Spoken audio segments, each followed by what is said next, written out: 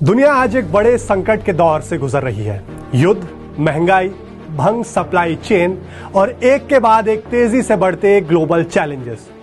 भारत आज केवल in global challenges से ही नहीं लड़ रहा, बल्कि 140 करोड़ देशवासियों की एकजुट शक्ति से आत्मनिर्भर भारत के संकल्प को एक नई मजबूती भी दे रहा है। जब सरकार किसानों को सस्ती खाद उपलब्ध कराती है, जब सरकार गरीबों को राशन और फ्री इलाज उपलब्ध कराती है, जब सरकार देश की नारी शक्ति को वंदन करती है, उनकी बड़ी भूमिकाओं के लिए रास्ता तैयार करती है, और इन सब के एकजुट समर्थन के साथ जब सरकार विदेशी संकटों के बीच भी अंगद के जैसे पांव जमा कर मजबूती के साथ खड़ी रहती है, तो ये महज नीतियां नहीं, बल्कि उससे कहीं आगे बढ़कर कोटि कोटि भारतीयों के प्रति जिम्मेदारी बन जाती है। सरकार अपनी भूमिका बेहतरीन ढंग से निभा रही है, लेकिन अब वक्त है हम भी देश के प्रति कर्तव्यों को निभाने के लिए सरकार के साथ कंधे से कंधे मिलाकर उठ खड़े हों। ये वक्त है हर नागरिक के योगदान का। आज थर्सडे थ्रिलर का विशेष एपिसोड समर्पित है आत्मनिर्भर भारत का निर्माण करने वाले इन्हीं छोटे छोटे संकल्पों को, जिन्हें अपनाकर अब हमें देश के प्रति अपने कर्तव्यों को निभाना है।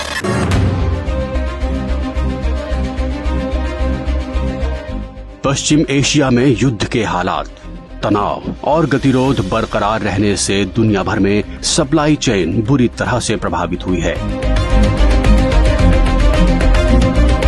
पूरी दुनिया में पेट्रोल, डीजल, गैस और फर्टिलाइजर के दाम आसमान छू रहे हैं। इंटरनेशनल मार्केट में क्रूड ऑयल की कीमतें उबाल पर हैं। इसने एक बार फिर दुनिया भर में महंगाई बढ़ने की टेंशन बढ़ा दी है। इंटरनेशनल मार्केट में बढ़ती कीमतों का बोझ सरकार खुद अपने कंधों पर उठा रही है। सरकार का लगातार प्रयास है कि नागरिकों पर इसका बोझ ना पड़े, लेकिन जब सप्लाई चेन पर संकट लगातार बना रहे तो मुश्किलें बढ़ती जाती हैं। विश्व जहां अनिश्चितता की स्थिति से जूझ रहा है, वहीं भारत ने इस संकट का सहज समाधान तलाशा है।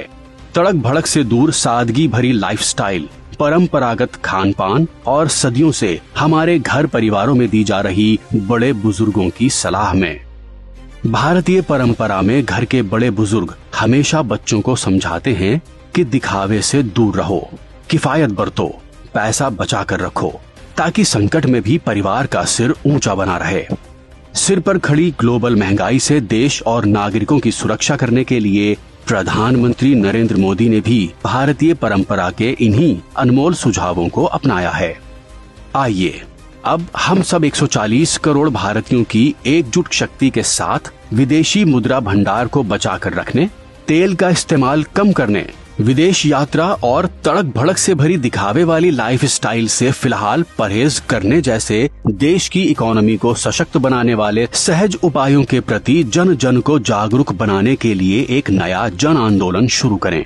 ये हमारे परिवारों और इकोनॉमी दोनों के लिए अच्छा है।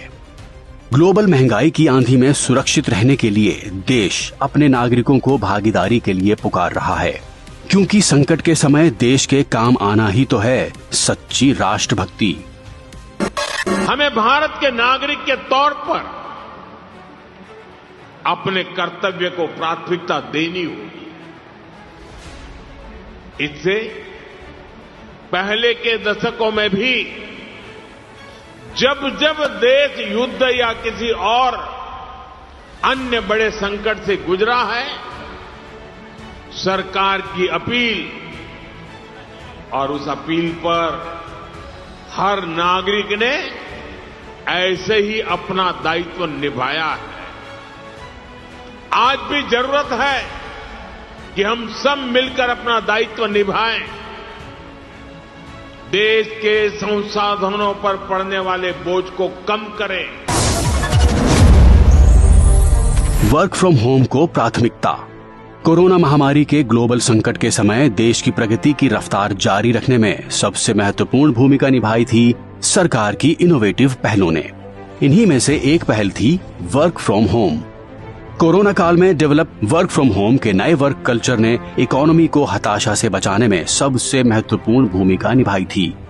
वेस्ट एशिया में जारी युद्ध जैसे हालात और ग्लोबल सप्लाई लाइन के भंग हो जाने के कारण आज देश हित में जरूरी है कि work from home, online meetings और वीडियो कॉन्फ्रेंस के वर्क कल्चर को फिर से प्राथमिकता के साथ अपनाएं।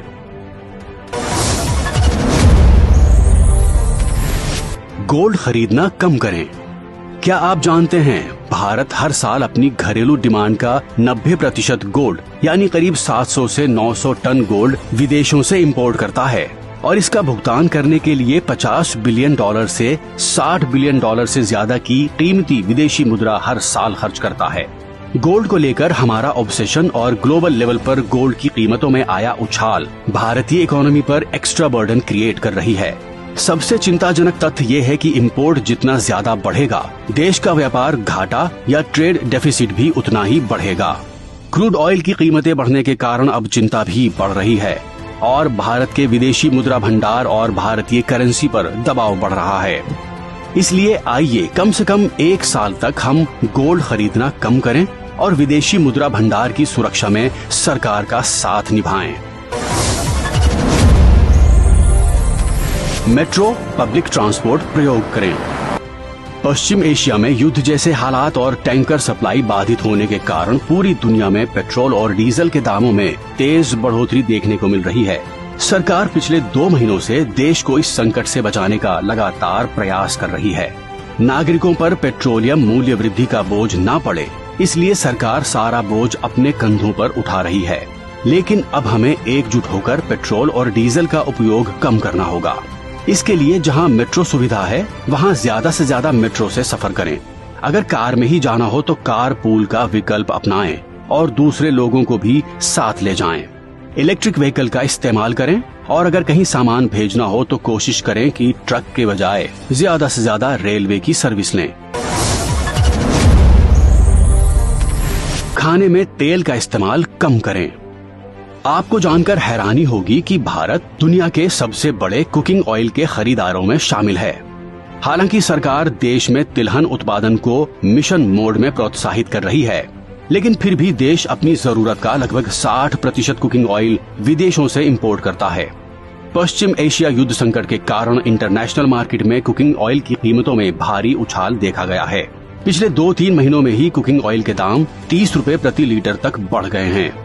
युद्ध जैसे हालात के कारण कुकिंग ऑयल सप्लाई के शिपिंग रूट बदलने पड़े हैं, जिससे माल ढुलाई की लागत बढ़ गई है। इसका सबसे ज्यादा असर सूरजमुखी तेल, पाम ऑयल और सोयाबीन तेल की सप्लाई पर पड़ा है, जिनके लिए भारत बड़े पैमाने पर आयात पर ही निर्भर है। आइए रोजमर्रा के खाने में हम कुकिंग ऑयल का इस्तेमाल कम से कम करने का प्रण करें और ऐसा करके ओबेसिटी को दूर भगाने के साथ कुकिंग ऑयल का इंपोर्ट बिल कम करने में सरकार का साथ निभाएं। केमिकल फर्टिलाइजर की जगह प्राकृतिक खेती को अपनाएं। भारत दुनिया का दूसरा सबसे बड़ा फर्टिलाइजर प्रोड्यूसर होने के साथ साथ दूसरा सबसे बड़ा कंज्यूमर भी है। केवल खाड़ी क्षेत्रों की बात करें तो भारत को अपनी जरूरत का 20 से 30% यूरिया, 30% DAP और 50% LNG खाड़ी देशों से इंपोर्ट करना पड़ता है। पश्चिम एशिया संकट के कारण इंपोर्टेड केमिकल फर्टिलाइजर की कीमतें बढ़कर लगभग 2 गुनी हो गई हैं। पश्चिम एशिया संकट ने न केवल इंपोर्टेड फर्टिलाइजर की लागत बढ़ा दी है, बल्कि घरेलू उत्पादन को भी महंगा कर दिया है। सरकार ने स्पष्ट संकेत दिया है कि इसका बोझ किसानों पर नहीं डाला जाएगा, लेकिन इससे सब्सिडी बिल तेजी से बढ़ रहा है। इसके अलावा खेतों में केमिकल फर्टिलाइजर इस्तेमाल करने के अपने नुकसान भी हैं। नेचुरल फार्मिंग में इन सब का सहज समाधान है। सरकार किसानों को इस संबंध में जागरूक बनाने के साथ नेचुरल फार्मिंग को अपनाने का एक देशव्यापी अभियान भी चला रही है। आइए अपने खेतों में केमिकल फर्टिलाइजर का इस्तेमाल बंद करने का प्रण लें और विदेशी मुद्रा की बचत के साथ देश की मिट्टी को सेहतमंद बनाने में योगदान दें। स्वदेशी अपनाएं। महंगे इंपोर्ट से देश के फॉरेन एक्सचेंज की सुरक्षा करने, विदेशी सप्लाई चेन पर निर्भरता कम से कम करने और भारत को आत्मनिर्भर बनाने का एक ही मंत्र है और वो है स्वदेशी अपनाएं। स्वदेशी यानी देश में ही बनने वाली चीजों के इस्तेमाल से हमारी अपनी लोकल इंडस्ट्री को बढ़ावा मिलता है, रोजगार के अवसर बढ़ते हैं और देश को विदेशी मुद्रा की बचत होती है।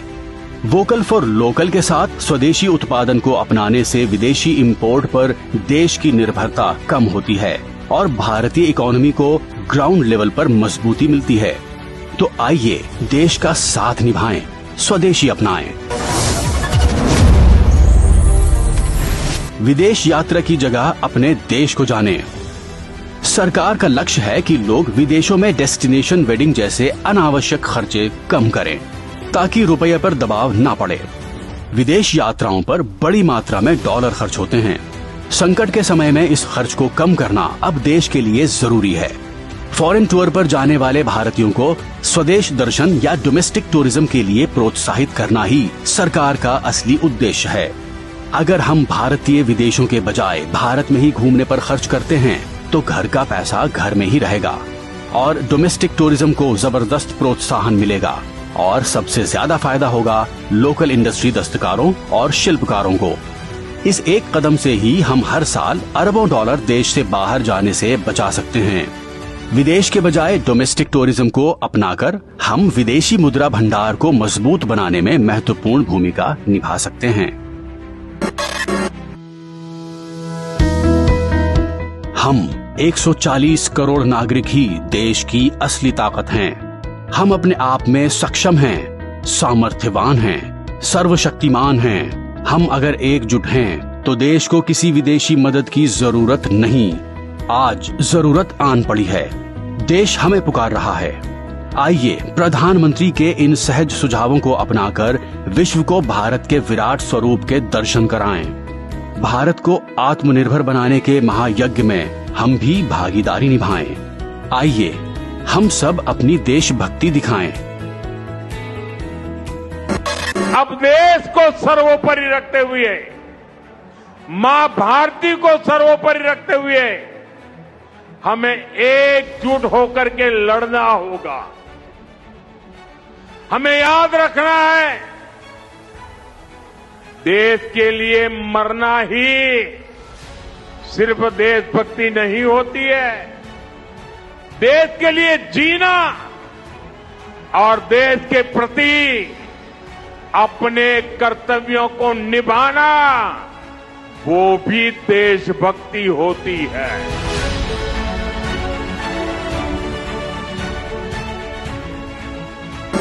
संकट चाहे कितना भी बड़ा क्यों ना हो, जब 140 करोड़ नागरिक एक साथ खड़े होते हैं तो हर चुनौती छोटी पड़ जाती है।